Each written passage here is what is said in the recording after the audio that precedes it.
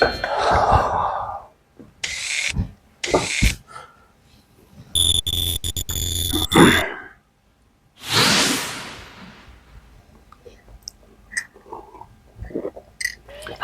my name is Freddy Pixar, and I'm the founder of Pixar Media Labs.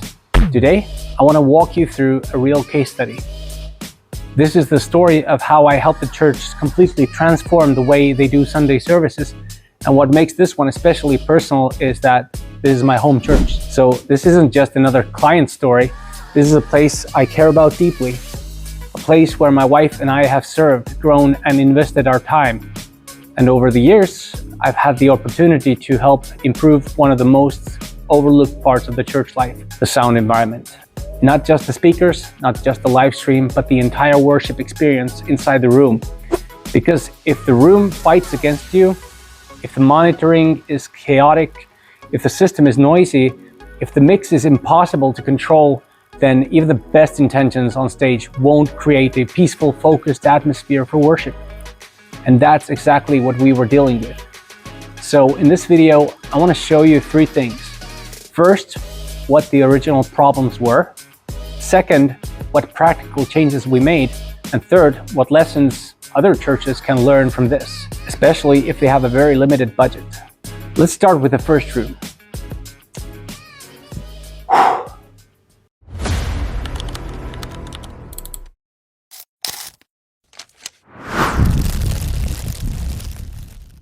When my wife and I first came to this church, the services were held in a completely different location.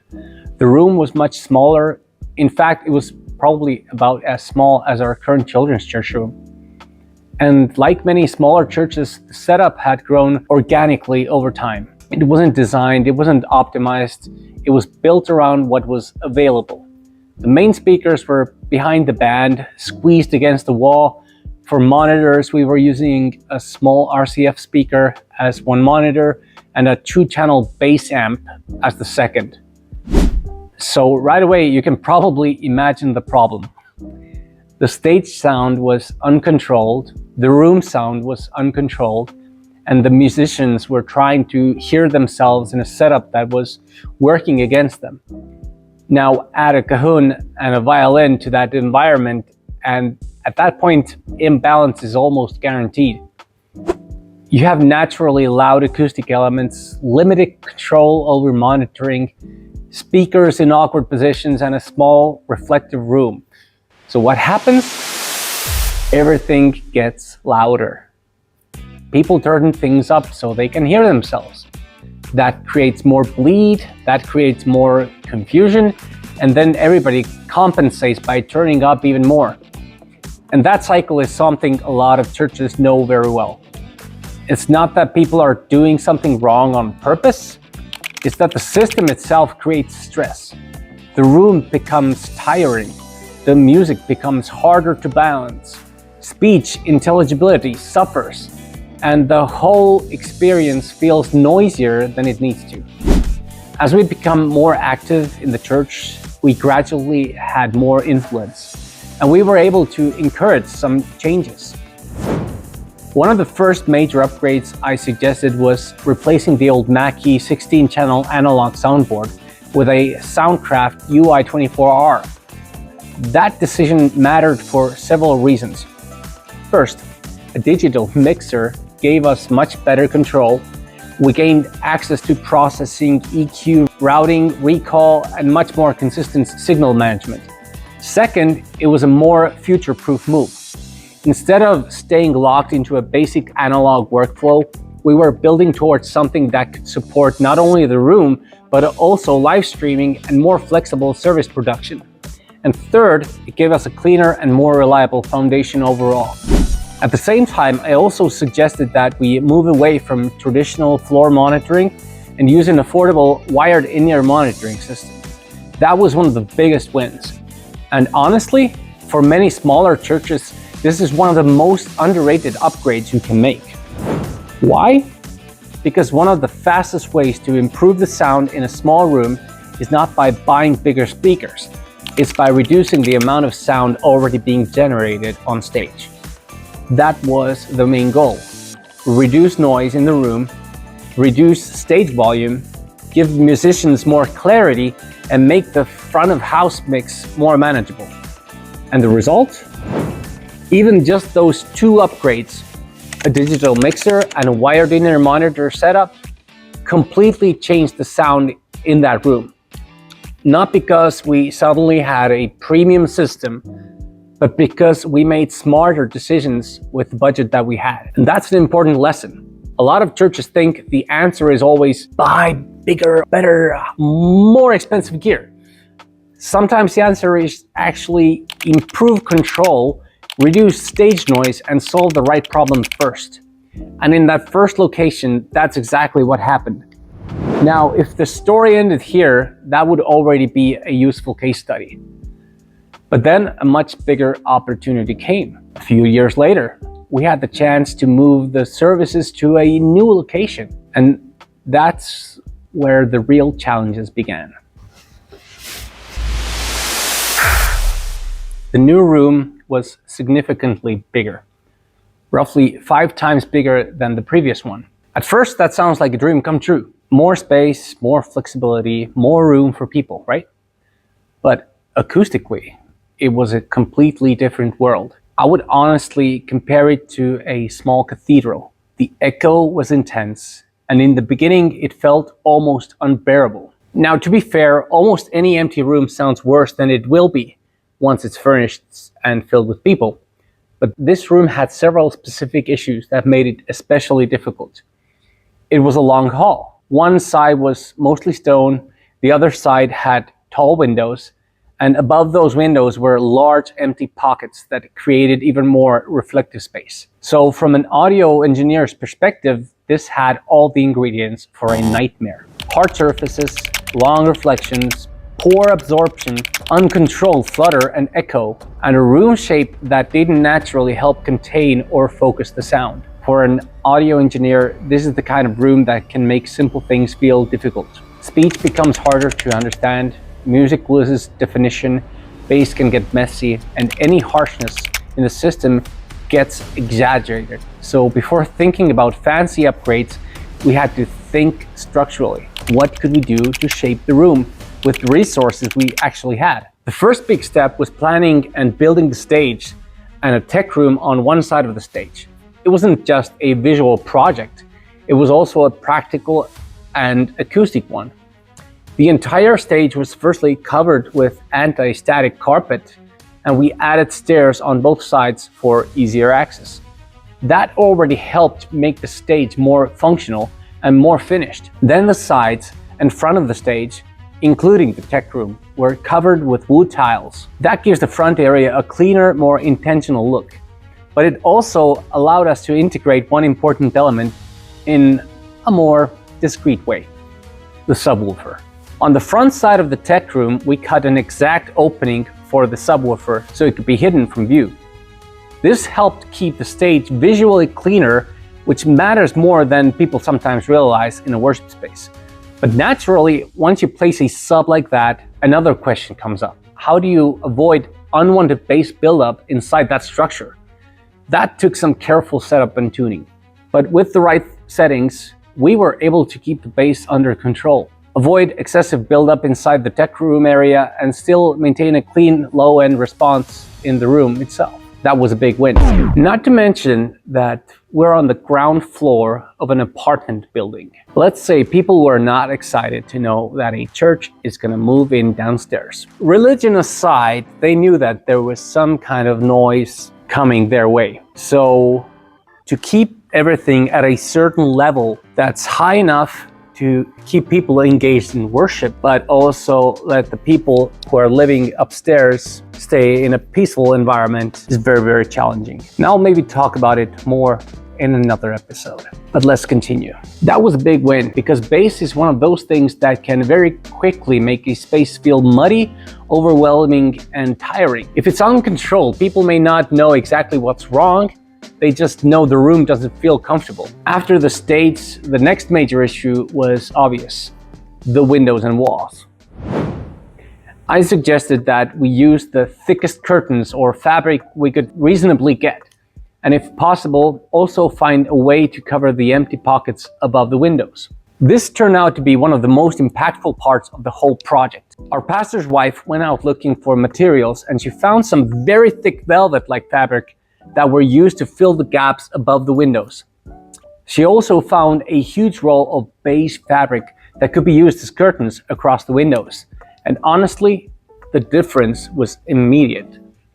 It didn't magically turn the room into a perfectly treated concert hall, but it significantly reduced the harsh reflections that were making the room so difficult. That's another important lesson for churches. Soft materials matter. If your room has lots of hard, reflective surfaces, then controlled use of fabric, curtains, carpeting, and filled space can make a massive difference.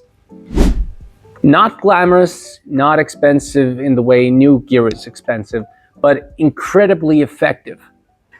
And here's what makes this even more interesting. At that point, we were still using our old main speakers. They were nearly 35 years old. So this improvement did not come from replacing everything with high-end modern equipment. It came from understanding the room and making strategic changes. Once the windows were treated, the gaps were softened and the room began to fill out with chairs and people, and we were able to get sound to a point that was genuinely good enough for worship, teaching, and weekly services. Not perfect, but good, usable, pleasant, and stable. And that's often the real goal, because in many volunteer-led church environments, perfection is not the target. The target is to create a room where people can hear clearly, worship freely, and not be distracted by technical problems. That is success. What still isn't perfect? Now, I also want to be honest. This room is still not perfect. We still have thick concrete beams crossing the main hall. We still have limitations in speaker technology, and we still have acoustic realities that no amount of small DIY upgrades can fully erase. So this is not a before and after miracle story where every problem vanished. This is a realistic story. We improved an extremely difficult room using practical decisions, minimal upgrades, volunteer effort, and a clear understanding of priorities. And because the PA has now been tuned properly, the amount of effort required every week to fight feedback, noise, and general instability is much lower. That's another huge benefit people often overlook. A good system doesn't just sound better. It reduces stress. It makes setup easier. It makes mixing easier. It makes volunteer training easier. And it gives consistency from week to week. That consistency matters a lot in church, because if every Sunday starts with technical chaos, that chaos affects the whole team. But when the foundation is right, people can focus on ministry instead of constantly fighting the room. So what did we learn? So what are the key takeaways from this project? Here's the first one. Solve the room, not the gear. A lot of sound problems are not speaker problems first. They're room problems. If the room is reflective, harsh, and uncontrolled, new gear may help a little, but it won't solve the core issue. Secondly, reduce stage noise whenever possible. Moving from loud wedges and improvised monitoring to wired in-ears made a huge difference. Less stage volume means better clarity, better control, and a more peaceful room. Oh, and by the way, when we moved to a new room that was a lot bigger, we didn't buy a huge acoustic drum set. We bought a very good electric drum set. It isn't the ideal version, but it's pretty good. It has 3-zone cymbals, a large variety of sounds, and it makes the worship sound a lot better when we actually have a drummer, of course. But just keeping the noise a lot lower, our neighbors are happier. Number 3, digital control is worth it. The move from an old analog desk to the Soundcraft UI24R gave us flexibility, processing, and a much stronger base for both in-room sound and live streaming. Number 4, small budget does not mean small impact. Curtains, carpets, stage planning, hidden subwoofer placement, and better workflow can go a long way.